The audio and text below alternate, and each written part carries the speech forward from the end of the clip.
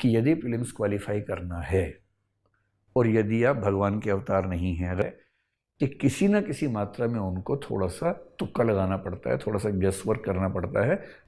अब इनमें से हम अनुमान कर लेते हैं कि इनके सही कितने हैं, गलत कितने हैं, और फिर देखेंगे कि इनका नेट स्कोर कितना बचा। एक छोटा सा कंसेप्ट समझ लें कि नेगेटिव मार्किंग क्या है, क्योंकि नेगेटिव मार्किंग की वजह से बहुत सारे बच्चे डरते हैं कि हम एक्स्ट्रा क्वेश्चन अटेम्प्ट करें या ना करें। एक नेगेटिव मार्किंग ये है, मैं जीएस को बेस बना के बात कर रहा हूं कि जीएस के पेपर में जैसे मान लीजिए आपने एक क्वेश्चन किया, अगर वो हो गया सही तो आपको इसमें मिलते हैं 2 नंबर, ठीक। अगर वो आपने किया पर हो गया गलत तो 2 नंबर का 1/3 यानी कि 3 गलत प्रश्नों से मिलाकर उतने नंबर कटेंगे जितने नंबर एक सही उत्तर पे मिलते हैं। तो मोटी सी बात है, 0.67 या 0.67 अंक इसमें कट जाएंगे यदि आपका उत्तर गलत है तो। इससे सिंपल सा मतलब क्या हुआ कि 3 उत्तर गलत होने पे कुल मिला के 2 नंबर कटेंगे, जबकि एक उत्तर सही होने पे 2 नंबर मिलेंगे। और यदि आपने उसको अनअटेम्प्टेड छोड़ दिया, आपने कुछ भी नहीं किया, तो उसमें आपको 0 मिलेगा।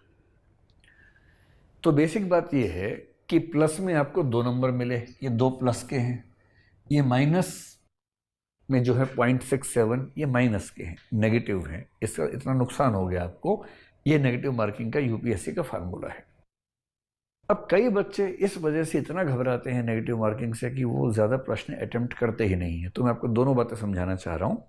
पहली बात तो ये कितने क्वेश्चंस करने चाहिए, और दूसरा ये कि नेगेटिव मार्किंग को लेकर डरना नहीं है, नेगेटिव मार्किंग के साथ खेलना है, नेगेटिव मार्किंग को एंजॉय करना है। उस सिस्टम को समझ के अपने पक्ष में उसका फ़ायदा क्या हो सकता है, वो अगर आपका कंसेप्ट क्लियर होगा तो आपको दुविधा नहीं होगी। तो सबसे पहले मान के चलिए कि 100 क्वेश्चन में से कितने क्वेश्चंस आपको करने चाहिए। अगर मैं इसी की बात करूं, मैं 3 आपको ऑप्शन देता हूं।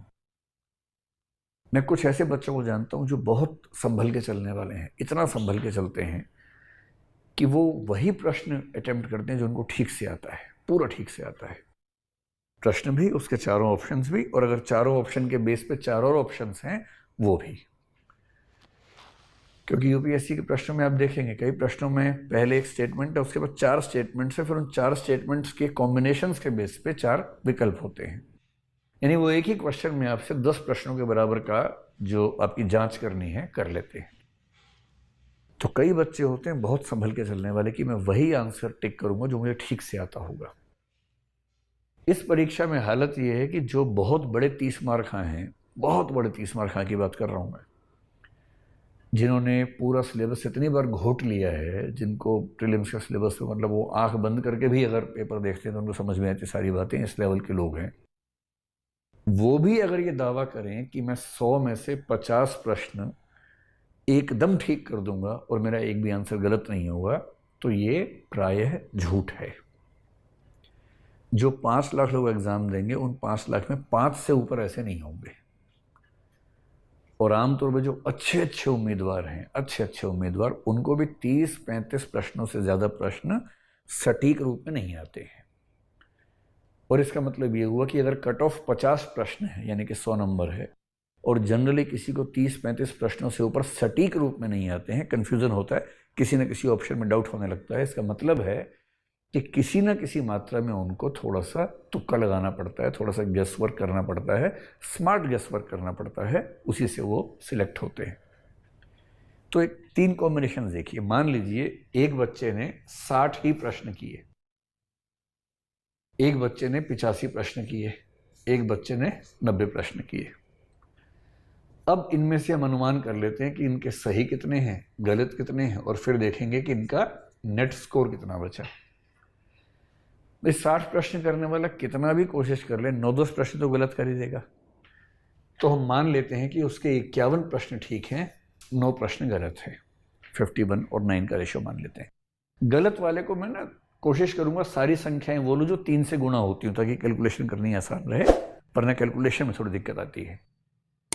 85 वाले में अगर मैं ये मान लूं कि इस बच्चे के 64 सवाल ठीक हैं और 21 सवाल गलत हो गए, ये सामान्य बात है, 64 ठीक होना 21 गलत हो जाना सामान्य बात है, इसमें ज़रा भी दिक्कत की बात नहीं है। और जिसने 90 किए मान लेते हैं कि उसने 66 सवाल ठीक किए और उसके 24 सवाल गलत हो गए। ठीक, अब देखिए कि फाइनली इनका स्कोर बचा कितना कितना।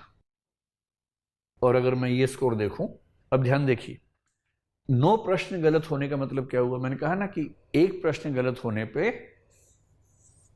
0.67 नंबर कटते हैं और 3 प्रश्न गलत होने पे 2 नंबर कटते हैं, यानी 3 प्रश्न गलत होने का मतलब है एक सही प्रश्न का नुकसान हो जाना।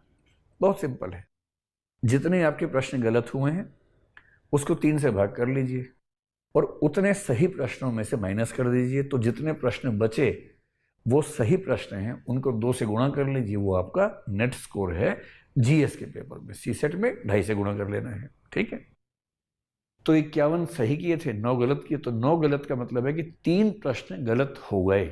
9 प्रश्न गलत होने का मतलब 3 सही प्रश्नों का नुकसान हो गया। तो इस बच्चे का नेट स्कोर हुआ 48 क्वेश्चंस, 48 क्वेश्चंस यानी कि 96 मार्क्स। और कट ऑफ आपको पता है कि लगभग 100 के आसपास रहती है। इसका मतलब इस बच्चे का सिलेक्शन नहीं हो पाएगा क्योंकि इसने केवल 60 ही प्रश्न किए। और 60 प्रश्न करने पर कोई ये कहे कि मेरे 9 भी गलत नहीं होंगे ना, तो उसको भारत रत्न जीते जी दे देना चाहिए, मरणोपरांत की चिंता नहीं करनी चाहिए उसके मामले में, अगर कोई ऐसा दावा करता है तो। बहुत मुश्किल बात है, बहुत ही मुश्किल है। अब मान लीजिए किसी ने थोड़ा आगे बढ़ चढ़ के बैटिंग की और 85 प्रश्न किए, 85 में से 21 गलत हो गए, 64 ठीक हुए। ये बुरा नहीं है, शानदार स्कोर है। 21 गलत का मतलब है इसको 3 से भाग कर दीजिए, यानी कि 7 प्रश्नों का नुकसान हो गया इसको। 64 सही थे, इनमें से 7 माइनस कर लीजिए, यानी इसका नेट स्कोर 57 क्वेश्चंस का है। और 57 का मतलब है कि प्रीलिम्स धूमधाम से इसका हो जाएगा, इसे कोई डरने की जरूरत नहीं। इतना ही नहीं, अगर 85 में से मान लेते हैं एक बार कि इसके 24 गलत हो जाते, 8 का नुकसान होता और यहाँ 61 होते, 61 से में भी 8 चले जाते तो भी उसका स्कोर 53 होता। ध्यान से देख लीजिए, 85 को ही अगर मैं कहूँ कि इस बच्चे के जो गलत प्रश्न हैं, अभी हम मान के चल रहे थे 21 हैं, ठीक है, हम थोड़ा सा और मान लेते हैं कि इस बच्चे के थोड़े से प्रश्न और ज़्यादा, 85 में से और ज़्यादा प्रश्न गलत हो गए। 21 प्रश्न जो गलत थे, हमने ये मान लिया कि इसके 24 सवाल गलत हो गए। 24 गलत का मतलब 61 सही हुए। 24 गलत का मतलब हुआ कि 8 प्रश्न इसके नुकसान हुआ। 61 में से 8 गया तो भी इसका स्कोर 53 है, और 53 का मतलब भी है कि इसका सिलेक्शन हो जाएगा, कहीं कोई दिक्कत नहीं आएगी। अब मान लीजिए किसी 90 सवाल किए, 90 में से 24 गलत हो गए, 66 ठीक हो गए, तो 24 गलत का मतलब आप समझ ही पा रहे होंगे, इसका मतलब नुकसान कितने का हो गया? 8 का, क्योंकि 24 को 3 से भाग करेंगे तो 8 हो जाएगा। अब 66 में से 8 माइनस कर लीजिए, यानी कि इसका नेट स्कोर जो है वो 58 प्रश्नों का है। और 50 प्रश्नों पर आपका सिलेक्शन प्रीलिम्स में हो जाता है। इसका मतलब ये हुआ कि यदि प्रीलिम्स क्वालिफाई करना है और यदि आप भगवान के अवतार नहीं हैं, अगर भगवान के अवतार हैं फिर तो अलग बात है कि 55 सवाल कीजिए, 55 के 55 ठीक करके आ जाइए, बातें खत्म हो गई। लेकिन यदि आप सामान्य मनुष्य हैं, होमोसेपियंस हैं, तो मान के चलिए कि इतना आसान नहीं होता है, 10-20 सवाल गलत हो ही जाते हैं। इसलिए कम से कम इतना ज़्यादा प्रश्नों का स्कोर रखिए कि 10, 20, 25, 30 प्रश्न गलत होने के बाद भी आपका सिलेक्शन हो सके, आपका नेट स्कोर 50 के ऊपर आ सके। तो मेरी राय ये है कि यदि आपका एक आध सेगमेंट एकदम गोल है, जैसे मान लीजिए कोई ऐसा बच्चा कि साइंस उसको एकदम नहीं आती और साइंस के उसको पता है कि 12-15 सवाल आएंगे, तो वो ये कर सकता है कि साइंस के सवाल को हाथ ही ना लगाए, बाकी सारे सेगमेंट्स को ठीक से पढ़ाई होगा, उन 85 प्रश्नों को करने का प्रयास करें। यदि आपके सारे सेगमेंट्स ठीक हैं तो क्या करना है, जिन प्रश्नों में एकदम आइडिया ना लगे उनको छोड़ दीजिए, जिनमें थोड़ा सा भी आइडिया लगे उनको ट्राई कर लीजिए।